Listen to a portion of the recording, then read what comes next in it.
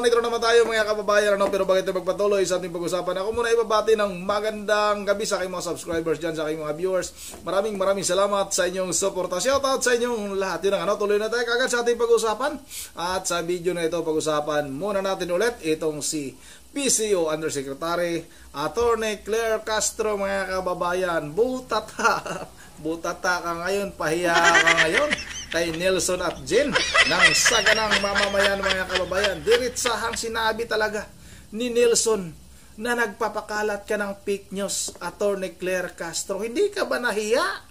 Ikaw yung laging bumabanggit na huwag kayong magkalat ng fake news dahil hahabulin kayo ng pamahalang ito pag nagpapakalat kayo ng fake news. Pero ikaw mismo, number 1 ka na nagpapakalat ng fake news. Manang-mana ka nga talaga sa amo mo.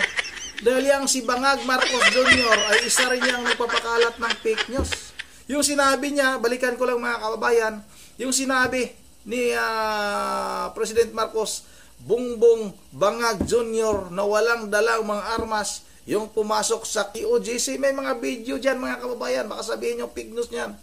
Napakahaba ng mga baril na bit-bit ng mga libo-libong kapulisan na pumasok sa QOGC. Tapos, sinabi niya na hindi armado yung pumunta o pumasok doon sa QOGC. Kaya ikaw, Attorney Claire Castro, huwag mo nang pakialaman at huwag mo nang sabihin na bawal magkalat ng fake news o bawal magbigay ng mga reaction dyan sa inyong sa pamahalaan na ito. At kung hindi pabor sa inyo, sasabihin nyo na fake news. Pero pag pabor sa inyo, sabihin niyo yan ang tama. Ito mga kababayan ha, talagang pahiya sa pangyayaring ito. Itong si Attorney Claire Castro. Yun ang ano, wag na natin itong patagalin. Medyo may lakad pa tayo mga kababayan ha. Ito na, sabay-sabay natin itong panoorin. Dapat nilang gawin.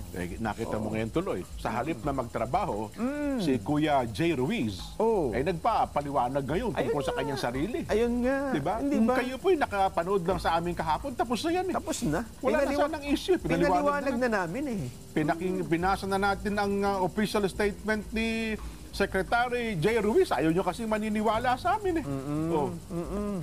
Sabi ng iba, paano ba naman kami maniniwala sa inyo eh? Ang unang-unang bumano sa kanya eh. Magkaibata sila ng statement eh. Magkaiba nga eh. Oo. Ang sabi ata nung kanyang undersecretary, nag-divest na po. Oo. Paano magda-divest kung hindi ka naman... Hindi naman para sa may-ari. Ano ba talaga? Ayun, diba? Oo. Ngayon, ayan pala. Hindi, yan ang problema dyan pagka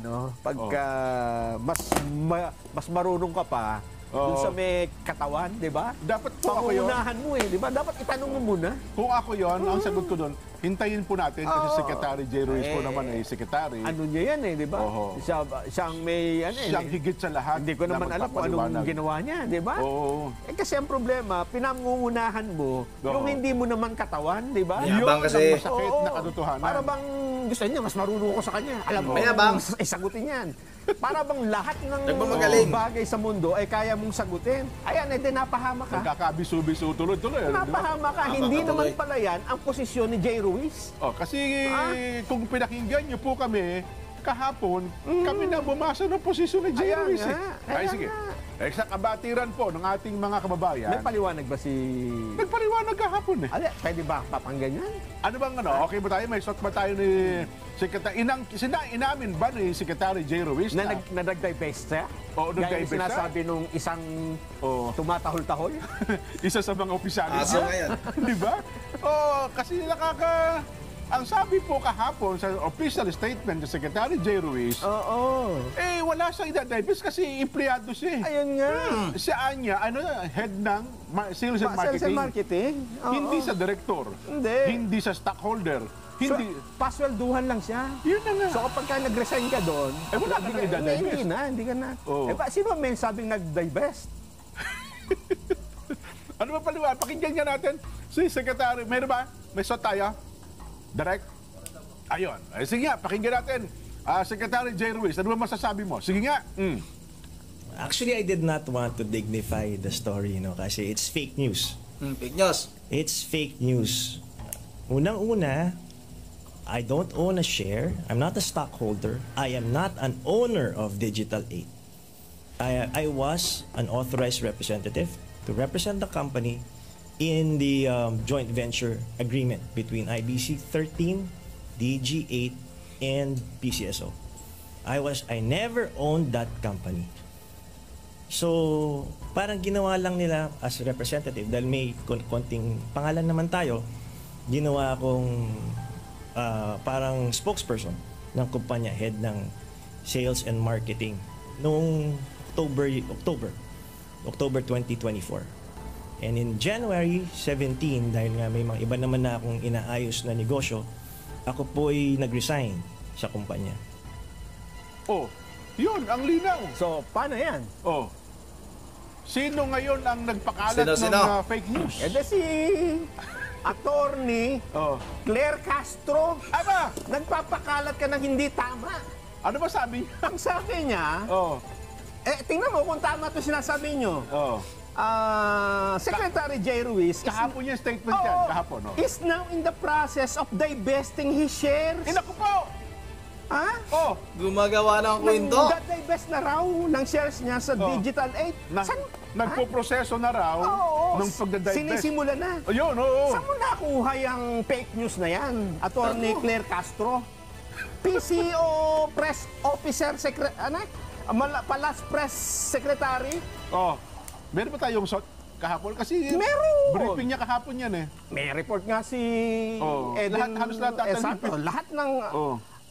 Ayan o, ang batas naman po, sabi niya Oo. natin, na-allowed po na mag-divest ng shares o interest, anumang kumpanyang pag-aari niya within 6 days. Tinindigan pa niya pala, From no? the time na siya ay mag-assume na posisyon. So yan po ay parating na po. Oo! Ibig sabihin, ongoing. Oo. At alam naman po niya, yung batas at lahat po naman ng gagawin natin dito ay dapat naayon sa batas. Yun! So nagda-divest daw. Oh. Ang sagot ni Secretary J. Ruiz ngayon, Bakit ako magda-divest? hindi naman ako. Hindi naman ako, wala naman akong shares. Ako yung pangkaraniwan niyang empleyado at naging representante lang ako. Oo. Sapagkat may pangalan naman ako, siyempre J. Ruiz ako eh. So halatang halata, Jen, Oh. na itong Palas Press Officer ay nag-iimbento. Nako. Di ba? Na. Ako, again, Nelson, ang ating advice kasi, Oo. ito, sana ay isipin po ni Yusek na payong kaibigan. Unsolicited advice. Yes. Kasi alam mo naman si Secretary J, kasama mo naman, at ang tinatanong ay personal ni Secretary J, Oo. ang pinakamagandang sagot dyan ay hayaan po natin Oo, si tama, Secretary tama. J. Ruiz ang magpaliwanag ukol sa bagay niya sapagkat Yes. siya po ang pangunahing pinatutungkulan dyan eh. Huwag kang magsisinungaling. Yo. Nagsisinungaling siya eh, kasi tinan mo ha, Oho. headline pa ng Inquirer Oh. Palas. Ruiz follows legal step to divest shares from co-founded firm. Saan galing ang balita? Sa kanya. Oh. Sa inyo, Attorney Claire Castro. Pinika pa ata ngayon ng pati Senado daw eh. Oo. Pati nga Senado, sabi ng nga Senado. ganun nga yung reaksyon. Oo. Kasi akala nila, totoo yung sinasabi ng Palas Press Officer. Eh kasi, sino ba naman magsasabing hindi?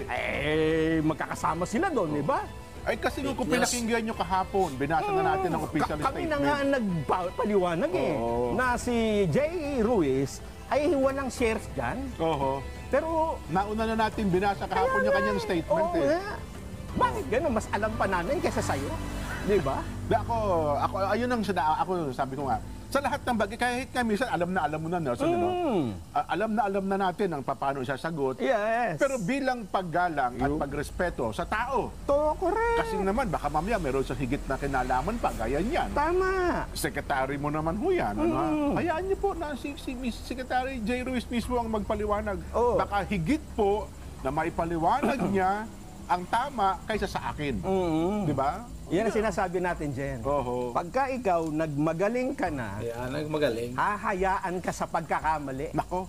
Lalo na, dalawang gwapong puppet ang Cute cute na puppet ang binangga mo. Oo. Tutulot ka sa pagkakamali. Oho. Kasi kailanman dito ay hindi namin ginagawa yung i-invento dyan, di ba? Oo. Di ba? Oo.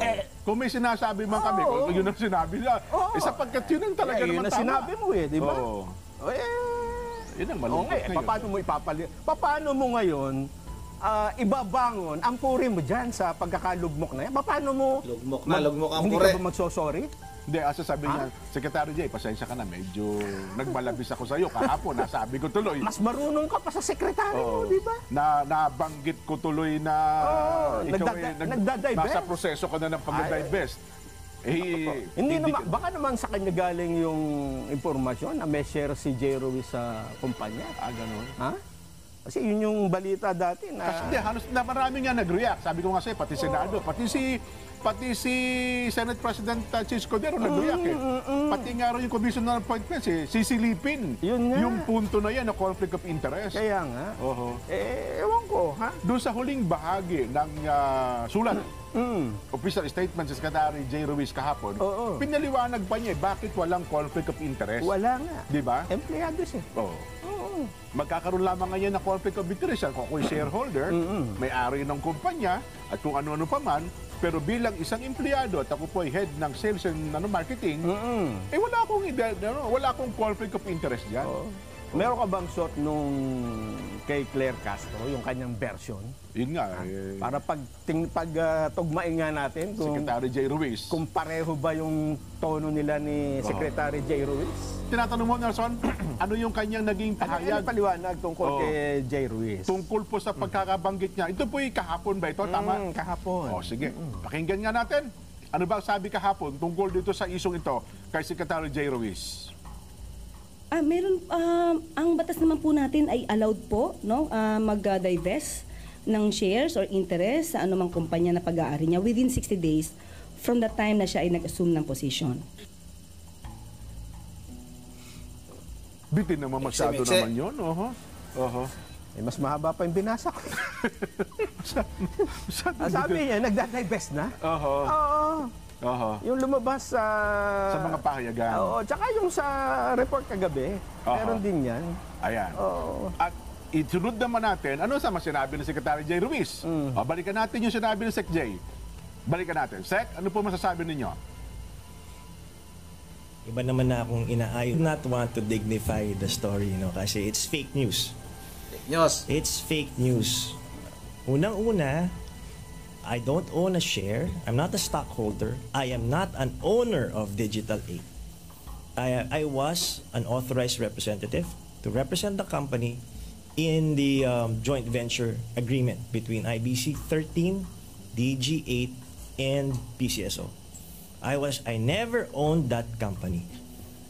So, parang ginawa lang nila as representative dahil may konting pangalan naman tayo, ginawa akong parang spokesperson ng kumpanya, head ng sales and marketing noong October 2024. And in January 17, dahil nga may mga iba naman na akong inaayos na negosyo, ako po'y nag-resign sa kumpanya. No further explanation, Your Honor. Lipat na tayo, Nelson. Tapos ang usapin. Kayo na po ang bahalang magbigay ng inyong opinion tungkol sa mga bagay na ito. Yan nga, mga headline, Ruiz to divest shares in company. Yan ang mga... Yun ang pinick up talaga nila. Yan ang mga pinick up kasi yun yung pagkasabi. Yun ang viral, yun ang issue kahapon eh. Sasabihin niya, hindi, sinabi ko lang naman na pwede siya mag-divest. Hindi ko naman alam na hindi pala... Hindi mo pa alam bakit ka nagsalita ka, di ba? Yan ang mga kababayan, talagang itong si Attorney Claire Castro, talagang wala rin sigurong alam talaga. Kung ano-ano na lang din yung mga sinasabi. Kasi nga mga kababayan, ang totoo talaga niyan, kaya kinuha ito bilang PCO Undersecretary. Kasi nga, ito ay attack dog. Ito talaga ang target nila. Target talaga nito ay patatahimikin itong mga pumupuna sa ating pamalaan. Yan yung target nito. At yun na nga, ayon kay Nelson, ay lugmok sa kahihiyan itong si Attorney Claire Castro dahil nga sa kanyang sinabi na nag-divest. Wala namang i-divest itong si G. Ruiz dahil wala naman siyang share ng Digital 8. Ano bang ibibinta niya doon? Wala naman pala siyang pagmamayari, mga kababayan. Kaya fake news. Kaya dapat masampulan yung gusto nilang mangyari sa ating mga nagsasalita dyan, yung pumupuna, sinasabi nilang fake news, paparusahan. Dapat unang parusahan itong si Atty. Claire Castro, mga kababayan. Ay, ayun kay Nelson, klaro-klaro, na nagpapakalat ng fake news itong si Atty. Claire Castro. Pati nga sa mga vlog niya, mga kababayan, kung gusto ninyong mabisita, mapanood yung mga vlog nitong si Atty. Claire Castro. Halos marami siyang vlog dyan na talagang sinisiraan niya si dating Pangulong Duterte. Yung sinabi lang, isampul ko lang sa inyo, yung sinabi ni Epifanio Labrador tungkol kay dating Pangulong Duterte. Yung sinabi ni Epifanio Labrador na yung kapatid nitong si Epifanio Labrador ay membro ng DDS o Davao Death Squad. Talagang binigyan ng buhay nitong si Atty. Claire Castro. Talagang ipinalabas niya sa kanyang YouTube channel para magmukhang totoo talaga yung sinabi nitong si Epifanio Labrador. Ganyan kasinungaling yan. Mapanlin lang din si Atty. Claire Castro, mga kababayan. At dito lang muna at bago tayo magtatapos ay mag-shoutout lang muna tayo. Shoutout tayo, mag-shoutout tayo. Shoutout tayo kay, dito tayo sa may bandang baba. Shoutout kay Flor Kawaling, sa may banda tayong baba. Shoutout kay Sammy Trabajada Cooper. Idol, Sammy Trabajada Cooper, maraming salamat. Shoutout na rin kay Edisa Borvi, kay Saldi Ramirez, kay Yulia Villano. Shoutout kay Eunice Caranza. Shoutout kay Ma'am Joyce ng Japan, kay Ma'am Berge Religious ng Pulilan, Bulacan, Victor Villena, kay Idsel Linyon, kay Region Villamor, kay Juba Billionar.